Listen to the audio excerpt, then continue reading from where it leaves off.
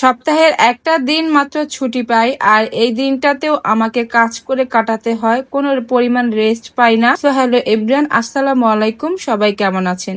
এই যে আজকে শুক্রবারে সকালটা শুরু হয়ে গেল মুরগি ভিজানো দিয়ে। দুই বাপ ছেলে 12টা না বাজতে গোসল করে পাঞ্জাবি পরে রেডি হয়ে বসে আছে নামাজ পড়তে যাবে। তো আজকে জুম্মার নামাজ তারা কোনোভাবেই মিস করতে চাচ্ছে না, আর পিছনে বসতে যাচ্ছে না, একেবারে সামনের কাতারে বসার জন্য তারা আগে ভাগে রেডি হয়ে চলে গেল নামাজ পড়তে। এই ফাঁকে কিন্তু আমি মুরগিটা কেটে ধুয়ে মরিচের গুঁড়া আর লবণ দিয়ে মেখে রেখেছিলাম, আর এখন ভেজে নিচ্ছি। হালকা ভাজা করে নিব, যেহেতু আমি মুরগিটা দিয়ে কোরমা রান্না করব। তো এই যে আমি মুরগিটা একটা একটা করে উল্টায় দিচ্ছি। পিসগুলো বেশি ছোট করি নাই, বেশি বড় করি নাই, মিডিয়াম আকারে করেছি। এইদিকে আমার মামাতো ভাই বাসায় আসছিল বেড়াইতে, অনেকদিন হয়ে গিয়েছে, ও কালকে চলে যাবে। ওর জন্যই হালকা পাতলা ভালো মন্দ রান্না করেছি। আসলে হুট করে চলে এসেছে, কোনো প্রিপারেশন ছিল না, যার জন্য যা ছিল ঘরেই তা দিয়ে রান্না করে ওকে খাওয়াবো। আর এইদিকে আমার ভাইয়ের কাণ্ডটা দেখেন, দুইটা পেয়ারা নিয়ে আসছে, বললো আমাকে কেটে দিতে, তো কেটে দিলাম। আর এখন ও নিজেই মাখাচ্ছে। পেয়ারা মাখাটা আসলে অনেক মজা ছিল। তো আমার ছেলে মেয়েদেরকে নিয়ে ও খাইতেছে, আমিও কিন্তু খাইছি। আসলে পেয়ারা মাখাটা অনেক মজা হয়েছে। ওরা খাচ্ছে আর আমি চলে আসছি রান্না করতে, যেহেতু রান্নাটা আমার নিজের একাই করতে হবে। দেরি করে লাভ কি, এখানে সব ধরনের মশলা আমি ভালোভাবে কষিয়ে নিয়ে এখন মুরগি ভাজাটা দিয়ে দিব।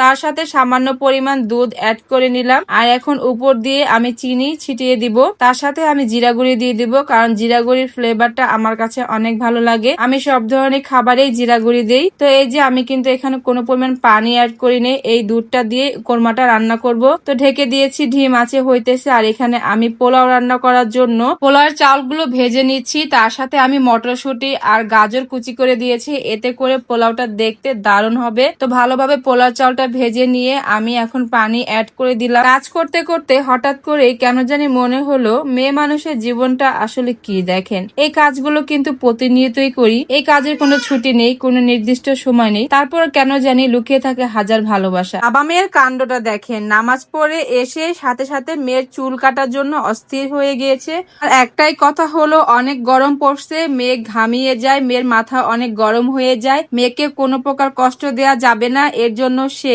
এসে সাথে সাথে টিমার দিয়ে তার মাথার চুলগুলো ফালাই দিচ্ছে, মানে বেলু করে নিচ্ছে আর কি। তো আমার মেয়েটা বেলু করতে দিচ্ছে না, অনেক জ্বালাইতেছে। ওর বাবা অনেক রকম চেষ্টা করে তারপর চুলটা ফাইনালি কাটতে পারছে। সে তো সুন্দর করে কাটতেছে, আর আমার এইদিকে কলিজাটা ফেটে যাচ্ছে, আমার মেয়ের এত শখের চুলগুলা কেটে ফেলতেছে। যাই হোক, বাচ্চাদের ভালোর জন্য হলেও এতটুকু কষ্ট বাপ্পা সহ্য করতে পারে। এইদিকে আমার মুরগি মাংসের কোরমা রান্নাটা হয়ে গিয়েছে, তার সাথে কিন্তু পোলাও রান্নাটা হয়ে গিয়েছে। এদিকে আজকে পোলাও রান্না করতে যে বিপদে পড়ে গেলাম। পোলাও গুলো লাড়া দিতে কষ্ট হচ্ছে, কারণ পাতিলাটা ছোট হয়ে গিয়েছে। যাই হোক, কষ্ট করে লাড়াচাড়া দিয়ে নামিয়ে ফেললাম। রান্নাগুলা টেবিলে দেখে মনটা অনেক ভরে গেল। এই যে রান্না করতে এত কষ্ট হয়েছে, কিন্তু রান্না করার পর এই খাবারের চেহারাগুলো দেখলে একেবারে মনটা অনেক খুশিতে ভরে যায়, যে কষ্টটা আমার সার্থক হয়েছে। তো এদিকে আমার ভাইকে আর আমার ছেলেকে খাবার দিয়ে দিলাম, যে তোরা একটু আগে খেয়ে নে। আর খেতে বসে দেখেন মোবাইল টিপতেছে, মোবাইলটা ওদের মাথাটা খেয়ে ফেলছে। তো আজকের মতো এখান থেকে বিদায় নিচ্ছি, আল্লাহ হাফেজ।